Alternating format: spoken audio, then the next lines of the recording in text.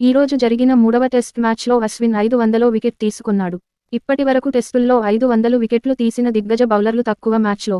మొదటిగా 87 టెస్టుల్లోనే ఈ ఘనతను సాధించిన మురళీధరన్. 98 టెస్టుల్లో 500 వికెట్లు అశ్విన్. 105 టెస్టుల్లో 500 వికెట్లతో అనిల్ కుంబ్లే ముందు వరుసలో ఉన్నారు. రాజ్కోట్ వేదికగా జరుగుతున్న మూడో టెస్ట్లో టీమిండియా స్టార్ స్పిన్నర్ అశ్విన్ మరో ఘనతను సాధించాడు. ఇంగ్లాండ్ ఓపెనర్ జాక్ క్రాలేను అశ్విన్ 15 పరుగుల వ్యక్తిగత స్కోరు వద్ద అవుట్ చేశాడు.